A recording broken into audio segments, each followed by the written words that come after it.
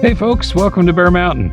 This week we're working on a couple of projects. This one you might look a little familiar. We showed kind of a picture of it when we first got started on. We were cleaning out our old tunnel here where we had our mums. You can kind of see the T-posts back here. These were the things that kind of kept our Hort Nova up, and so we were able to get the mums lifted up off the ground. And then if you kind of look over here behind me, you can start to kind of see some of the old Dusty Miller that could still be alive. But what we're going to do is we're going to be cutting these guys down and getting them well irrigated and fertilized, and hopefully we'll be able to get these guys back. What I want to do with these Dusty Miller is I've got some dead spots, and I want to kind of push them back in. So I have maybe about a 25, 30-foot row out of this 100-foot tunnel that's just pure Dusty Miller for greens. And then behind it, I'm going to be getting some scented geraniums. I've got some ones that have kind of made it overwintering in an adjacent tunnel, but they don't really fit in there anymore. So I want to bring them over here, take some cuttings on them, and get those guys started up in the next month or so. Well, probably by April, so that during the summer I can have scented geranium like a Tara Rose, and I have a one that's kind of a sport of Lady Plymouth, but it's got a nice variegated leaf and has a nice fragrance. Those are the two I kind of settled on. And then I've got a third one too. It's called I think its name is Autumn Chocolate, and it's a bicolor, so it's got a green leaf with a brown center in it. That's really pretty cool. So that's going to be what's going to be in this row, is basically our greens. And then we're going to keep the mums in the center row here. Ones that that are coming back are already starting to sprout after I've actually cut them down. I can show you some pics of ones that are starting to come up. And I tested my drip irrigation, which was really abused out, and boy, I've got a lot of pinhole leaks. So I'm going to be replacing. I've got to get some parts in, but I'm going to be replacing these drip lines. Now I've got them on I think it's 8-inch centers, the emitters, and they're like a half-gallon per hour type emitter inside of the drip tape itself. But this drip tape that's on here has been on this mum bed for, oh gosh, it's got to be close to 7-8 years, probably longer than that, actually, thinking about it, maybe closer to 10. And for the most part, it's I keep it flushed out so it doesn't really get a sediment buildup in it. And we got a good filter on the front end of the drip irrigation where it comes in to take out any, sand or any grit or particles in that nature. We use like a 200 mesh on the drip irrigation to take all that stuff out. I've still got stuff you can kind of see on the other side. Let me get my hand down a little bit. But okay, so I've kind of moved the camera a little bit to take a look at the other side. And I'm getting close to the point where I can get most of this stuff out of here. I've got a big old pile of garbage in the back and a big old pile of garbage in the front. And I'm not going to be composting them down like I did last year in the other tunnel because, frankly, I don't want the beds. I don't have the time necessary to do it. So I'm just going to be moving all this stuff that I'm pulling out of here and let it compost outside and kind of rot itself down. That way, I can be clean, starting here with kind of a clean slate. We did have a fair amount of blackberries that kind of got started in here, but they were fairly easy to dig out. And that was a bit of a pain in the rear end. And we still got some that are left in on the one side back over here, going towards the end right next to the plastic itself. So this is going to be our flower tunnel, and I think we're starting to make some good progress. Today is February 19th. Yes, today's the 19th. And I'm just about, like I said, we just about got the cleanup done. And then we're going to go over and look at another project that I'm going to be working on today. And it has to do with volunteer sweet peas. You might find that one kind of interesting. Okay, this is my sweet pea volunteer project. Now I want you guys to notice this. See all that green all the way down that row? Those are all self-sown sweet peas. In other words, if you look at the netting over here, that's a kind of remnant I got to fix up. I made a mistake last fall, and I didn't get my sweet peas cleaned out in time, so they kind of went to seed. But most of the seed dropped right pretty much in the row. I got a few scragglers that are outside of it, but most of it dropped right in the row itself. And uh, I didn't do any protection on these guys at all, other than what the tunnel has here. So any cold weather we've had, they've weathered through just fine. They all germinated way back in, like, it was November, I think it was. No, actually, it was earlier than that. It was late October. They started germinating, and I didn't realize, just how vigorous these guys are. Now, sweet peas will stay true to whatever the plant was that it came from. So this is going to be a mix of, they're kind of pastel colors with a little bit of pink blushes in them. And then I've got a few that were more on the violet side. But these are all like sweet peas that you would pay for. Normally we buy our sweet pea seed instead of saving it. It's kind of nuts. I guess it's what we should have done, is just saved it, and I would have known exactly what I got. Maybe I can do that this year and just be a little more attentive to it. But I've got to thin this out, clean it down to, basically kind of a single row towards the center, and then get my netting back up, which I just used Horton Oven netting. And when you kind of look at it, all I did was I just zip tied it to the top. So in some cases where I've got some breaks in the netting, so I'm going to replace the netting that's kind of broken. And I did have a problem. I got deer that got into this tunnel last fall after I cleaned things up, and they kind of I don't know what the heck they were doing in here. There was nothing to eat, but they decided to kind of push on the netting, and that's why I lost all the extra netting that was over here, because it was all just ripped up. And I guess they got their heads caught in it or something. So that was kind of a bad time. I got to make certain that I keep my sides down far enough that they don't want to poke their heads into it. And right in front of the pea bed, we have our delphiniums. And these delphinium plants have been with us now for about, let's see, this will be their 7th or almost 8th year. I think, yeah, because I put these guys in 2019. So it'll be the 7th year this year.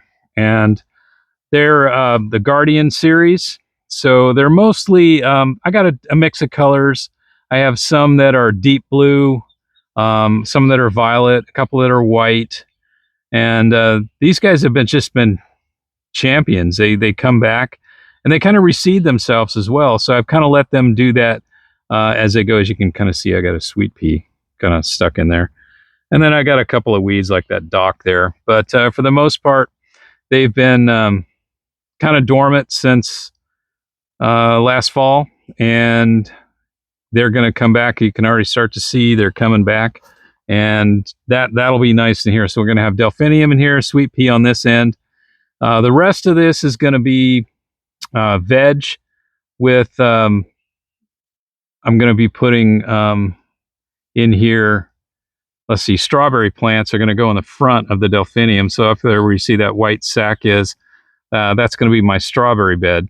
And where the white sack is, that's where electroculture starts. Was our first test at electroculture. So I'm going to be planting my strawberries over an electroculture bed. Now, this is going to be the first time that we've raised strawberries inside of a tunnel. So it's going to be kind of cool to see how it works out. The rest of it is we're going to be putting stuff in here that are veg.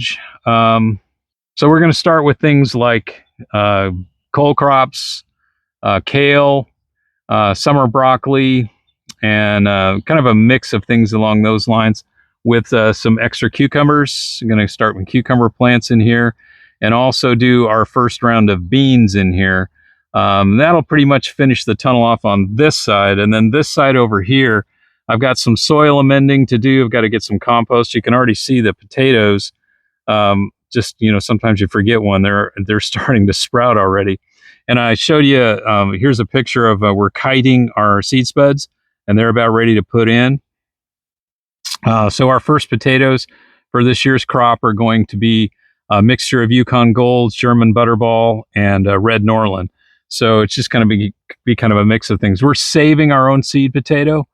This will be the second year we've done that, and it's really worked out well. So this is my first pass. As you can already see, I took a bunch of stuff out of the inside, but it's still really bushy, and I took a bunch of stuff off the outsides.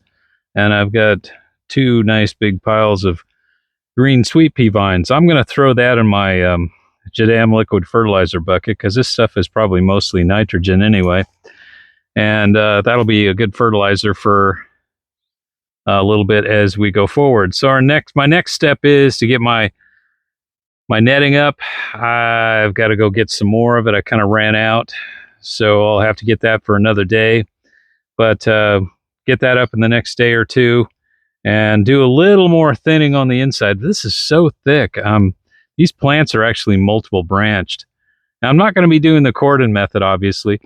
So what I've done in the past is I train these guys up the net, and they kind of get big and bushy. And if I need to, I just come in and kind of whack them off as I go through, and I hit them with like a hand scythe and just kind of trim them up into place.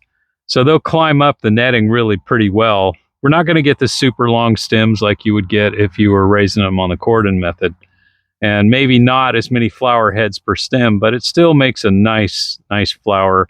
And the stems are usually 6 to 9 inches or so. So they do pretty well. So as you can see, the sweet pea thing is going to be a bit of hands and knees work. So I was kind of dumb. I should have really thinned it out last fall once the thing started really getting finished germinating. So, but it's not that big of a bed. We're talking about 20 feet, so it's not going to take too long. It'll be like an afternoon project to kind of get it all winnowed down and then get the netting back up. This should put us in a good position, though, to have sweet peas blooming by probably, I'm hoping, by May. In some of these cases, though, I mean, these guys, some of the ones that I showed you that picture of, they're already starting to get ready to climb. So here we are, like I said, 19th of February. And so these guys will probably be 2 or 3 feet tall by the end of March, in which case they could actually start blooming. I may have blooms in April. That'd be pretty cool. So that's the first time that I've had sweet peas that early. I've never really been able to plant them through the fall before. And this time I just ignored them and said, well, if they live, they live. So we've had an incredibly mild winter. And if we've been down to 25 degrees, I can count the number of nights it's basically on one hand. And so it's been nothing really, horrendously bad. We've had some winters where we will get down into the teens or even, 10 degrees or maybe even a little lower. And it's usually when we get those type of Arctic things come in, we'll end up with an extended period of time. You're talking about, not just 1 or 2 nights, but it's a weather pattern that's kind of stuck over us. And we'll typically be looking at, a week to 10 days of that kind of temperature. And that does the damage. So far this year, things have just been great. I'm really liking this global warming stuff. It's really working out. Okay, you can see this is a sweet pea thing. This is one of those kangaroo bags. I got probably a little less than half of it. And I'm going to put it in my 55-gallon drum here. And this stuff will probably rot down fairly quickly, although it is pretty cool this time of year. It maybe take a month or so before it's totally digested. But I put this kind of stuff in last year. And the greens, they just go real fast. And so most of this being peas, they probably have a fairly high level of nitrogen in it, which will kind of give the fertilizer in general a good boost. Here's the fetid pile of stuff. Actually, it doesn't smell too bad right now because this stuff is pretty well digested. But once I start putting this stuff in, and what we're going to do is just put it in just like that. Get it all in there and then kind of stir it up. So you can see there's the material. I still have a little bit of brown stuff in it, but it's not that big of a deal. So what we're going to do here is just kind of push it down below the water, just kind of work it in, and then we'll put the lid back on and call it good. Don't have to really do a lot of anything else. I could throw some more, I've got some inoculant from leaf mold that I could put in here, but there's quite a bit of bacteria in here already, so I'm not going to worry about it. This stuff will rot pretty fast. So it's all sealed back up. So I'm going to be drawing off my other 55-gallon drum for the next month or so, while this one kind of just ferments itself down. It'll kind of gently vent. I don't really get too big of a smell out of it. And then I've also got some specific types of fertilizers in these 5-gallon buckets that are useful. So I've got plenty of fertilizer for the start of the season. So anyway, I've got to get my project going here. I'll post some pictures of it. We'll do like I was thinking about, maybe like doing a community post. And also too, I noticed that YouTube has some ability to go in and take some clips out of some videos. And I know some people have been asking questions about things like low tunnels and things like that. So I thought maybe I could, bring some of those back up to the future, kind of let you guys take a look at those things too. So thank you today for listening to me, whine on and drone on. And again, we appreciate the support. We'll show you some pics when I get this all set up. And thanks again for watching, and stay safe. We'll catch you on the next video. Bye-bye.